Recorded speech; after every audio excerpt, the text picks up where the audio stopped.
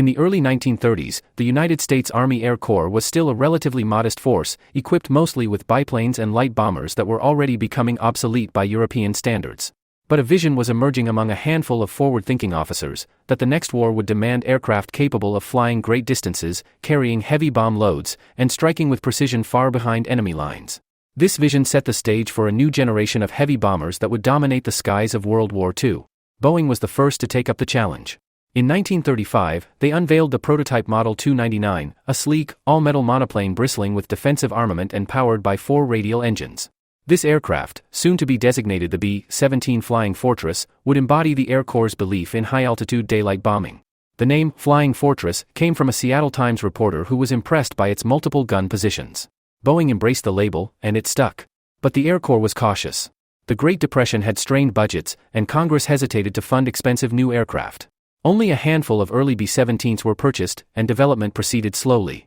Meanwhile, Consolidated Aircraft, based in San Diego, was designing a very different bomber. The B-24 Liberator, which first flew in late 1939, was larger, faster, and had a longer range than the B-17. Its high aspect ratio Davis wing gave it exceptional lift, and it could carry heavier bomb loads over greater distances, making it ideal for maritime patrols and long-range missions. By 1940, as war raged in Europe, American military planners knew they needed both designs. The B-17 was rugged, steady at high altitudes, and famously resistant to battle damage. The B-24 promised speed, range, and payload capacity. The two bombers were very different answers to the same strategic question: how would America project air power across oceans? When the U.S. entered the war after Pearl Harbor in December 1941, both bombers were still ramping up production. Factories in Seattle, Fort Worth, and San Diego shifted into high gear, while the Ford Motor Company built an enormous plant at Willow Run to mass-produce the B-24 on an unprecedented scale. The stage was set for an extraordinary rivalry, not between nations, but between two icons of American aviation. Each would prove vital in different theaters, and each would inspire fierce loyalty among its crews. The question of which was truly the better bomber would be debated then, and still is debated today. Before we dive deeper into this story of design, combat performance, and strategic impact, if you love in-depth World War II history, make sure you subscribe to the channel, like this video, and share it with friends who enjoy aviation history. It helps us bring you more meticulously researched documentaries like this one. When the United States entered World War II in December 1941, the B-17 and B-24 were still relatively new machines. Crews were learning their quirks, strengths, and weaknesses, often under the harshest possible conditions. The first operational deployments of these heavy bombers would quickly reveal just how differently they performed in the skies over Europe, the Mediterranean, and the Pacific. The B-17 Flying Fortress entered combat first. In early 1942, small numbers were sent to Britain to join the newly formed 8th Air Force. American air commanders were determined to prove their doctrine of high-altitude daylight precision bombing. They believed the B-17's Norden bombsight, a top-secret device capable of astonishing accuracy under ideal conditions, combined with the fortress's heavy defensive armament, would allow them to strike enemy targets without prohibitive losses. In August 1942, the B-17s flew their first mission over occupied France, targeting railroad yards at Rouen. The results were encouraging, but the missions were small in scale. Meanwhile, the B-24 Liberator found its first major role not over Europe, but in the vast expanses of the Pacific and Atlantic. Its long range made it ideal for anti-submarine patrols and supply runs to distant island outposts. In early 1942, B-24s of the 7th Air Force struck Japanese bases in the Marshall and Gilbert Islands, often flying missions of over 12 hours. The U.S. Navy also adopted the B-24, designating it the PB-4Y, and used it extensively in the fight against German U-boats. In the Atlantic, Liberators equipped with radar and depth charges closed the Mid-Atlantic Gap, where convoys had been most vulnerable to submarine attack. Combat experience revealed the distinct personalities of the two aircraft. The B-17 earned a reputation for ruggedness. Crews returned with massive damage, missing engines, shattered control surfaces, even gaping holes in the fuselage, yet somehow still managed to bring their planes home. Pilots admired its steady handling at high altitude, where tight defensive formations could bring a wall of machine gun fire to bear on enemy fighters. The B-24, on the other hand, was faster and could fly farther with heavier loads. It was the workhorse for long-range bombing and maritime patrol. But crews noted its handling was less forgiving, particularly at high altitudes, and its Davis wing, while efficient, made it less stable in turbulence. It also lacked the B-17's reputation for absorbing punishment, though it was by no means fragile. By the end of 1942, both bombers were in full-scale production and beginning to take their places at the heart of America's strategic air war. Yet the question of which was superior remained open. Different theaters demanded different strengths, and the rivalry between the two was just beginning to intensify. By 1943, the United States was fully committed to the bombing offensive against Nazi Germany. Both the B-17 Flying Fortress and the B-24 Liberator were now central to the 8th Air Force in Britain and the 15th Air Force in the Mediterranean. The U.S. Army Air Forces aimed to cripple German industry, destroy transportation networks, and shatter morale through relentless daylight raids. Yet this was also the year that the full brutality of the air war became apparent. The B-17 was the backbone of the 8th Air Force. Flying from airfields in East Anglia, massive formations of fortresses assembled each morning to cross the North Sea. The American doctrine of tight formation flying was designed to concentrate defensive firepower, creating overlapping arcs from multiple machine guns. In theory, this would shield bombers from German fighters while enabling accurate bombing from altitudes around 25,000 feet. The reality was harsher. German Luftwaffe units, flying Bf-109s and Fw-190s, adapted quickly, attacking head-on and in coordinated waves to punch through the bomber formations. The B-24 played a slightly different role in Europe in 1943.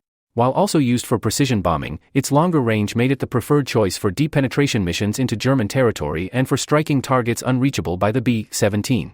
The 15th Air Force, operating from newly captured airfields in North Africa and later Italy, relied heavily on Liberators to hit oil refineries in Romania, aircraft factories in southern Germany, and shipping in the Mediterranean.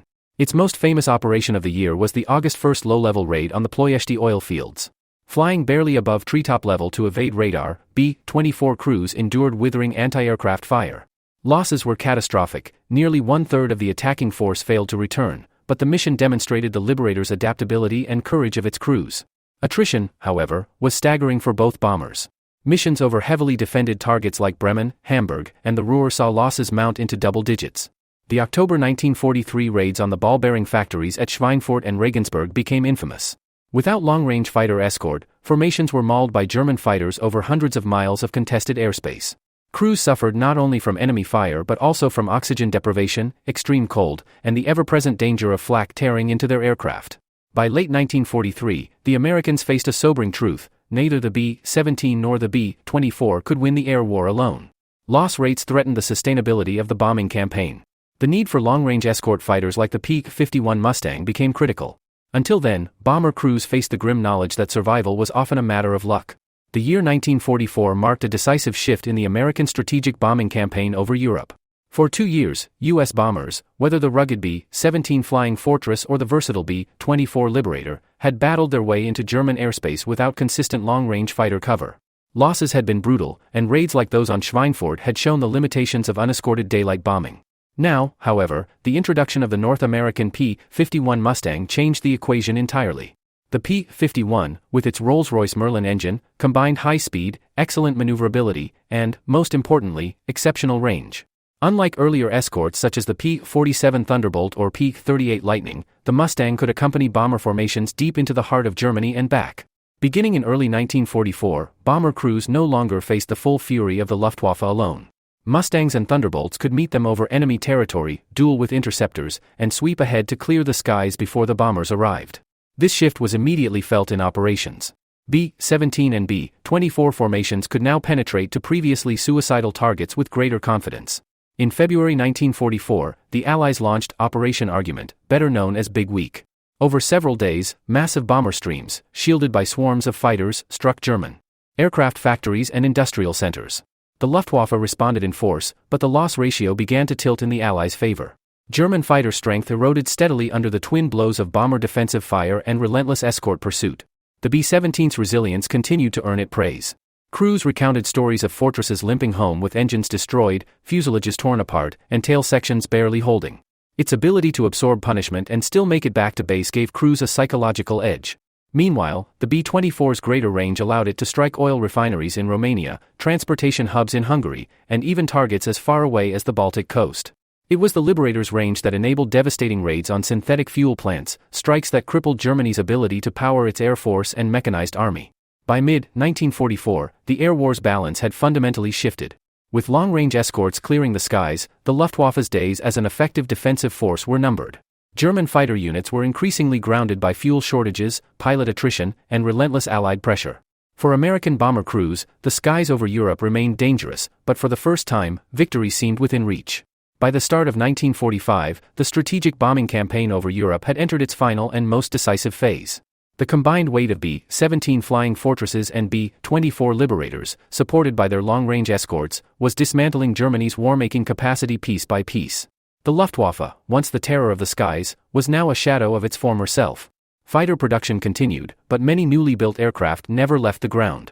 The reasons were stark: a crippling fuel shortage, the loss of experienced pilots, and the unrelenting pressure of Allied air superiority. American bombers struck with growing impunity. The B-17s, still prized for their rugged durability, spearheaded raids against Berlin, Dresden, and other major cities.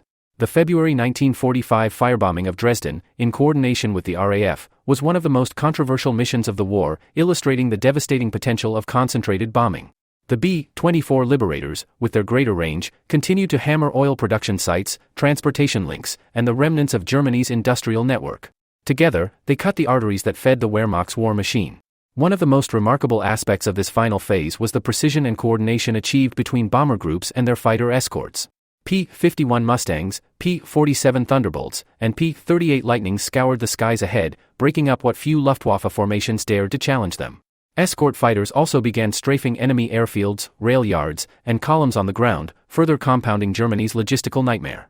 Losses for the Americans were still real. Flak over heavily defended targets could tear apart even the toughest aircraft, but the balance of attrition was firmly in their favor. Each mission inflicted damage the Reich could no longer repair. By March 1945, Allied bombers could roam almost anywhere in German territory with minimal resistance. The psychological effect on German troops and civilians was immense. The sound of approaching bomber formations became a grim reminder that defeat was inevitable. As the ground war surged toward the Rhine and beyond, strategic bombing transitioned into a supporting role. Bombers shifted focus toward aiding ground offensives, disrupting enemy troop movements, and breaking strongpoints ahead of advancing Allied armies. When victory finally came in May 1945, both the B-17 and B-24 had left an indelible mark on the course of the war. The debate over which was the better bomber would continue long after the guns fell silent. The B-17 was the legend, the flying fortress that could take unbelievable punishment and still bring its crew home.